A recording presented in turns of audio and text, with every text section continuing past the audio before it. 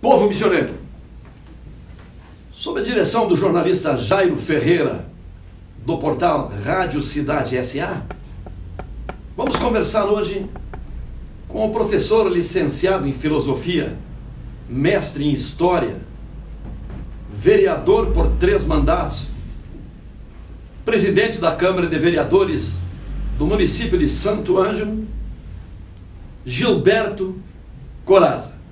Antes, quero agradecer aos telespectadores pelas milhares de vezes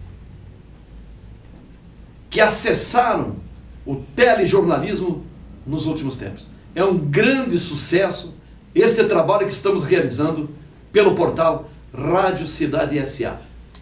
Professor Corazza, podia nos relatar resumidamente um pouquinho da sua história, de onde veio o Corazza, onde é que estudou e como chegou a presidente do Poder Legislativo da capital das Missões, que não é pouca coisa, né, Corazza? Bom dia a todos os ouvintes do portal Rádio Cidade S.A., espaço do telejornalismo. Saúdo a ti, Silvano Saragoso, a todos os nossos ouvintes. Bem, eu tenho uma humilde trajetória.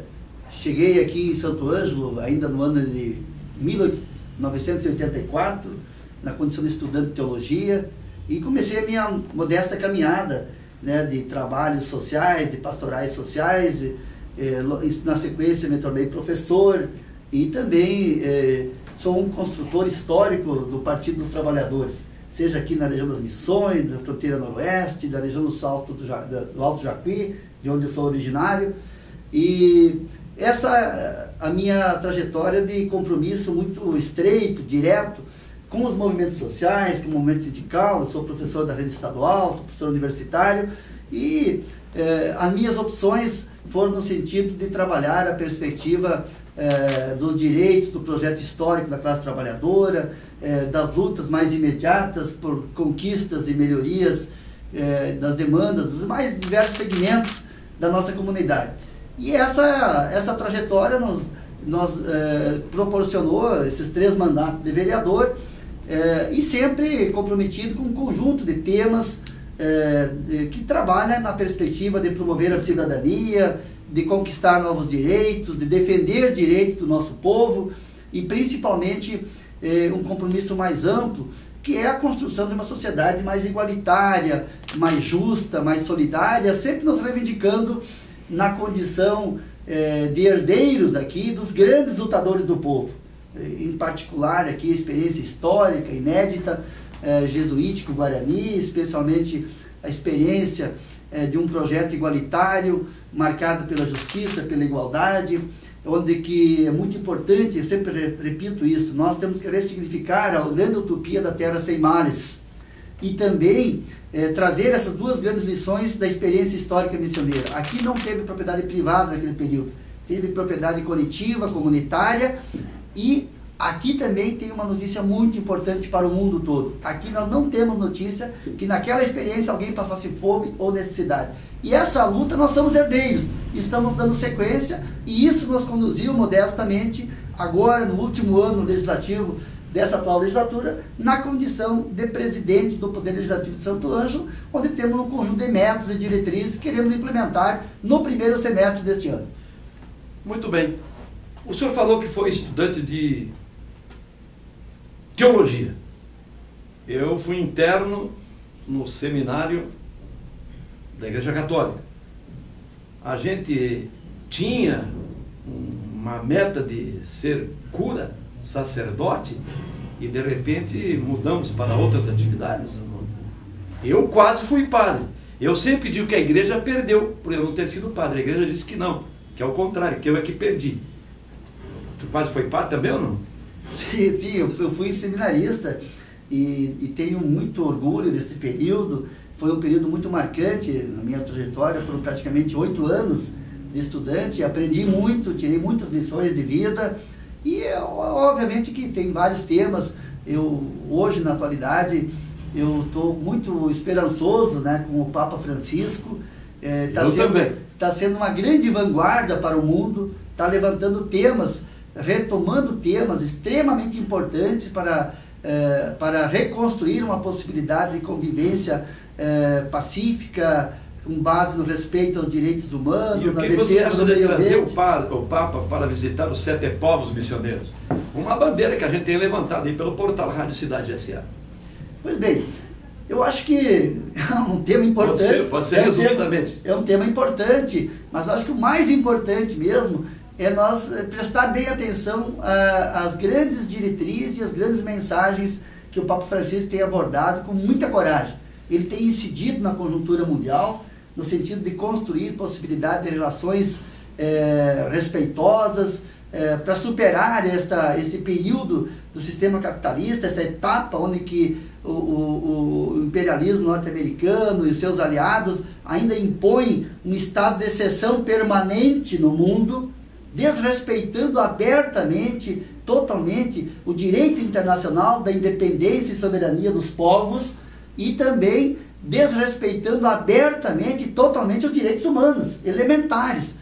Por exemplo, depois de 11 de setembro de 2011, o ataque às Torres Gêmeas, nós vivemos num mundo perigoso, né, onde que o estado de exceção permanente, a tortura, as prisões arbitrárias, né, ela é uma regra permanente, e isso é lamentável. E o Brasil, nesse contexto, né, juntamente com o Papa Francisco, que incide na conjuntura internacional para construir relações de paz, de solidariedade, de respeito entre os povos, eu considero muito importante. Talvez hoje, Silvano Zaragoza e ouvintes, a encíclica denominada Laudato Si, ou seja, louvado seja, que trabalha o tema da ecologia integral, a defesa, o enfrentamento da crise ambiental e climática, que é muito mais grave e muito mais profunda do que a própria crise econômica, que coloca em risco a sobrevivência de toda a espécie humana e de todas as demais formas de vida no planeta.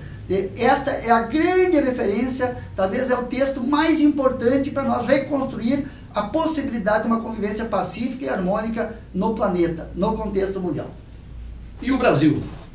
Como é que está o Brasil? Como é que o senhor analisa o período histórico que estamos vivendo, onde a mídia permanentemente nos bombardeia com notícias ruins? O que o senhor acha dos destinos do Brasil? Nós vivemos uma conjuntura muito complexa e muito preocupante. Acho que passamos o período mais crítico, né, do final do ano passado para este ano. Eu tenho dito e reafirmado, o Brasil, qualquer historiador sério, consistente, ele vai reconhecer que nós tivemos assim 3 grandes personagens que demarcaram profundamente a história do nosso país. Nós temos Getúlio Vargas, nós temos João Goulart, que defenderam e levantaram a bandeira do trabalhismo, do nacionalismo, da soberania nacional e a defesa dos direitos dos trabalhadores do nosso povo. Lá está Getúlio com a CLT, né, com os direitos dos trabalhadores, direitos trabalhistas hoje, fundamental. Lá está João Goulart com o projeto estratégico das reformas de base.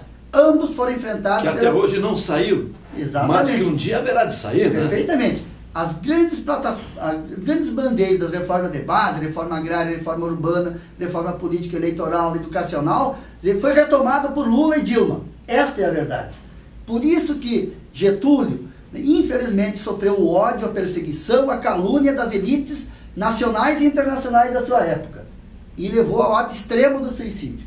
João Goulart, por propor e defender as reformas de base, sofreu o golpe militar, né? O golpe cívico-militar, com interferência direta do governo norte-americano, né? E foi afastado do governo eleito democraticamente. Lula e Dilma, com seus limites, eles demarcaram profundamente a história do país. Não há país do mundo que tenha promovido tantas transformações sociais e históricas e atendido demandas históricas do nosso povo.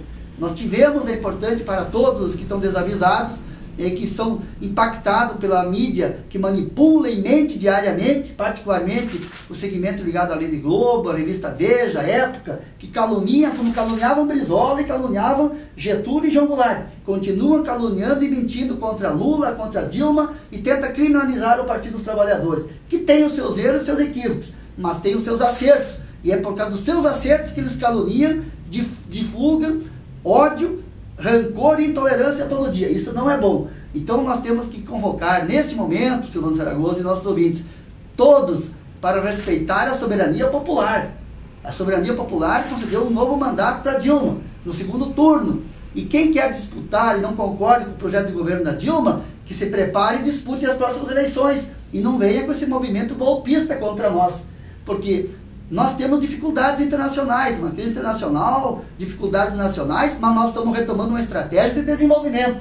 Para sair da crise, é preciso retomar a atividade econômica, defender os empregos, os direitos do nosso povo. E nós estamos nesta trilha. Eu estou, então, convidando nossos cidadãos santogelenses e missioneiros para somar na velha causa da defesa da democracia, da defesa dos direitos do nosso povo. Acho que este é o rumo mais importante, preservar as grandes políticas públicas de inclusão social que garantiu 40 milhões de excluídos que hoje são cidadãos. Isso é uma Argentina toda que nós temos aí para o mundo assistir e acompanhar.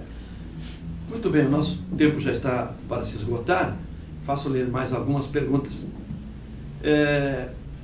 Pergunta que não posso deixar de fazer. E todo este mar de denúncias de corrupção, que obviamente não é só o Partido dos Trabalhadores que tem alguns parlamentares envolvidos. Quase todos os partidos, com algumas exceções raras, tem alguém envolvido nessa verdadeira chaga que é a tal de corrupção. Sim, nós temos esse tema, que é um tema histórico. Infelizmente, a história da corrupção no Brasil e no mundo, ela é muito antiga. Os desavisados acham que a corrupção é agora, de poucos dias. Não, ela é muito antiga e vem desde, entre aspas, descobrimento do Brasil. Começou o processo de saques e roubo das nossas riquezas e vai seguindo ao longo da história do país, passou pelo período da ditadura militar, que houve muita corrupção e no período do FHC, especialmente, Fernando Henrique Cardoso, que todo o processo de corrupção era jogado para debaixo do tapete. Engana-se quem acha que agora está aumentando a corrupção. O que está acontecendo agora, que é reconhecido pelo mundo, é que o governo Lula e Dilma, né, eles criaram os instrumentos de combate à corrupção. Nunca teve tantas ações, seja dos órgãos de controle e fiscalização, como é a polícia, a Procuradoria-Geral da República, a Polícia Federal, o Ministério Público Federal, e está investigando, está punindo, está prendendo, doa quem doer, como disse Lula e como disse Dilma. E talvez nós estamos, diferente do que pensa o senso comum, nós estamos iniciando, como muitos têm dito, um processo inédito de combate à corrupção, né, e de restabelecimento do respeito ao recurso público e às verbas públicas. A maior corrupção do mundo, Saragossa, e o nosso ouvinte, a principal de todas é a sonegação de tributos e de impostos dos ricos e dos poderosos.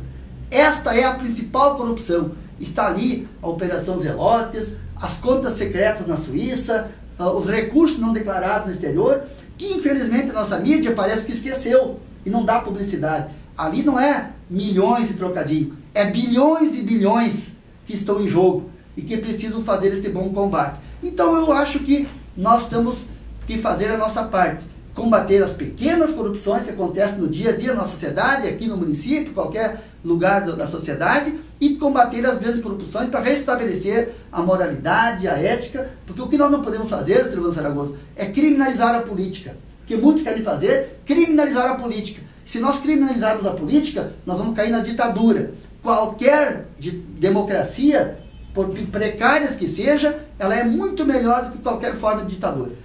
Muito bem.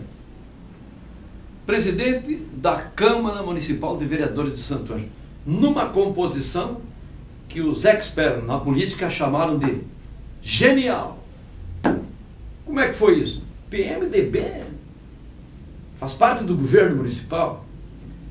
PT e PDT em Santo Ângelo não andavam assim tão próximos. E de repente, numa de Getúlio Vargas, uma composição muito interessante. Como aconteceu isso? Resumidamente, porque o nosso espaço está no fim, e isso pode resultar em acordos repetidos para a disputa das próximas eleições no município? Para uma majoritária, por exemplo? Bem, nós fizemos um trabalho árduo, a comunidade testemunhou aqui, um período recente de polêmicas, manobras, não vou relatar aqui, mas nós construímos pacientemente, persistentemente, um acordo político-programático para dirigir esse último ano legislativo do Poder Legislativo de Santo Ângelo. E esse acordo envolveu a bancada do Partido dos Trabalhadores, totalmente a bancada do PDT e o vereador Vando Ribeiro de Souza do PMDB. Então, é um setor do PMDB onde nós compusemos o grupo dos 8, assim denominados, estabelecemos uma carta compromisso, uma diretriz geral para este nosso novo período, que tem 3 grandes pontos fundamentais que vai nortear a nossa gestão. Que primeiro, que vai ser uma gestão democrática, participativa, com muito diálogo, onde que todos os colegas vereadores, todos os servidores da casa, talvez de maneira inédita, ontem eu reuni todos os servidores da casa para passar essas diretrizes, para que a gente melhore o atendimento e a eficiência no atendimento ao nosso povo. Nós vamos atender aqui de portas abertas, né, o cidadão mais humilde, mais simples, desde o varredor de rua, o reciclador, até o mais graduado academicamente ou social e economicamente. Vamos atender com respeito e com dignidade que todos eles merecem. E a mesa vai ter um trabalho colegiado, democrático, não vai ser atos autoritários do presidente, como tem sido historicamente. Segundo lugar, teremos 2 grandes projetos que vamos colocar em prática neste período que eu vou responder, que é o primeiro semestre deste ano. Diálogos com a comunidade. Nós vamos ordenadamente, a partir dos próximos dias, num dia da semana, possivelmente na quinta-feira à tarde, organizadamente vamos receber aqui as lideranças de bairros, da periferia, entidades, associações, comunidade do interior, para que eles organizem, hierarquizem as suas demandas mais urgentes. Nós sabemos que talvez nunca na história de Santo Ângelo tivemos tantos problemas, tanto abandono do nosso povo. Seja na área de infraestrutura, serviços, saúde, e poderíamos listar aqui estrada do meio rural, iluminação pública, na cidade está às escuras, infelizmente, e isso é segurança. Nós vamos ordenar isso e até o final de março, início de abril, teremos a Carta das Comunidades, que vamos entregar com o convite de todos os vereadores nas mãos do indigno prefeito municipal. Durante essas reuniões públicas, convidaremos os secretários das áreas para que fiquem aqui frente a frente com o povo, para ouvir e já tomar medidas proativamente. E o segundo grande projeto nosso, para contribuir na perspectiva de um Santo Ângelo, né, que é uma cidade histórica, no contexto missioneiro, nós temos que pensar o futuro, o amanhã de Santo Ângelo. E nesse sentido nós queremos trabalhar a perspectiva de alguns debates estratégicos, assim estamos chamando. Né, mobilidade urbana, a questão de um processo de desenvolvimento econômico sustentável, inclusivo, ou seja, vamos promover em cada mês 5 grandes debates. Cada mês um grande debate estratégico para acumular junto com outras parcerias, universidades, o Comude, né, que está pensando o planejamento, um plano estratégico de desenvolvimento de Santo Ângelo. Então, modestamente, esta é a nossa contribuição que procuraremos dar humildemente nesse primeiro semestre e, evidentemente, que é um ano eleitoral. E nós vamos conversar no campo democrático popular e, claro, que essa opção que nós fizemos aqui para o Poder Legislativo, nós não somos ingênuos, sabemos que pode ter repercussões e implicações para a disputa do município de Santo Ângelo. Bem curtinho. Comenta-se na comunidade que a oposição assumiu a direção, o controle, o mando do Poder Legislativo. Não necessariamente essa assertiva está correta. Qual é a relação do presidente da Casa Legislativa com o chefe do Executivo em Santo Ângelo? Nós vamos seguir as diretrizes legais, as normas legais. O que já procurei o secretário-geral do município de Santo Ângelo, o senhor Michael Bueno, comuniquei a ele que a nova mesa diretora, ela quer manter relações respeitosas dentro da linha de autonomia e independência, e todos aqueles projetos que forem de interesse do município de Santo Ângelo, da comunidade de Santo Ângelo, nós estaremos avalizando e potencializando, inclusive, trazer e implementar novos projetos estratégicos, enfim, políticas públicas que ainda poderemos e deveremos implementar no nosso município. Nós somos parceiros nisso. Politicamente, o Partido dos Trabalhadores, o PDT, é oposição, e isso, quem é oposição tem que fazer o seu papel e contribui fazendo oposição responsável, né, séria, e é a maneira de contribuir para a democracia. Então, nós não vamos fazer oposição por oposição, nós vamos fazer o trabalho que interessa ao interesse público, ao bem comum de Santo Ângelo. Essa será a nossa diretriz neste período de mandato. Muito bem. 1 minuto, mas é 1 minuto mesmo, para suas considerações finais, agradecendo ao presidente do Poder Legislativo de Santo Ângelo, em nome de Jairo Ferreira, do portal Rádio Cidade S.A. Um minuto, por gentileza. Bem, eu agradeço essa oportunidade, Silvano Saragoso, convoco a comunidade de Santo Ângelo para que continue mobilizada, principalmente a população dos nossos bairros, das periferias da cidade, os movimentos sociais, o movimento sindical, urbano, rural, as comunidades do meio rural. Nós temos um povo aqui que é um povo que quer construir um futuro melhor, uma vida melhor, e eu acho que nós temos que continuar mobilizados. A condição para que a gente conquiste uma vida melhor, mantenha direitos, conquistas neste período de dificuldade, de crise mais ampla, é a mobilização, é a participação. Então este é o convite. Vamos nos mobilizar, participar para construir uma vida melhor e mais feliz para o nosso povo de Santo Ângelo. Muito obrigado, um abraço missioneiro e até a próxima semana.